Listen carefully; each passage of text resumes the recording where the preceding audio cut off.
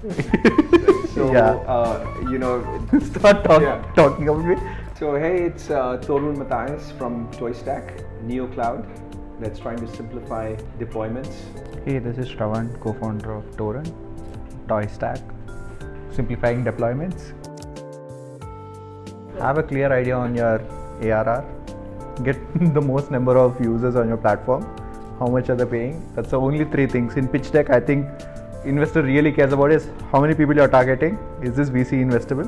How many people are willing to pay? I think that's, in my head, those are the three metrics. Probably Torun can elaborate more on that. So the thing with it's with every company there's a life cycle, right? So there's the idea, right? So I think pitching an idea, there's a certain number of investors who say, okay, is this a cool idea? And then they're like, can the founders deliver on this idea? What's their background? Once you get the idea, we talked a bit about the MVP and the POC, right? Then there's a different set of investors that will back that. And then you start your GTM motion, which is going to market and getting that first set of customers. And then as Sravan alluded to, then there's the revenue journey, right? And I think at each stage, there's a series of investors that come in, right? The earlier they come in, the more dilution you'll have because there's obviously more risk to it. The later they come in, the goals and targets and the boundaries are much higher. Yes. We're at a stage where we've done the GTM motions, we've validated the use case, customers love us, right?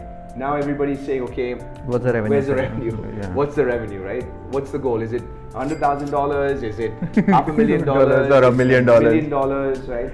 And one was a funny question that our investor asked after just 3 months of our product, like when you guys can get into 1 million ARR. Just talking about it.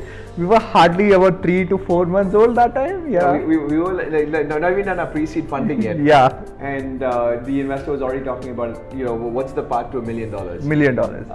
So I think it depends on the stage, right? But each stage looks difficult.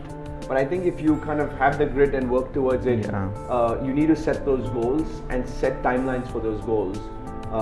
And reach those goals. Yes. Also, I think different investors have different risk appetites, different perceptions. They look for things different. And we alluded to the product-led growth path and the sales path. Right? Both. It's much easier to get to that revenue target with sales, but you then need salespeople, and then you may get caught up with one big client who may suck up all your time. On the product-led growth path, it's important to have the right digital marketing, the right DevRel relationships, the right documentation. It differs.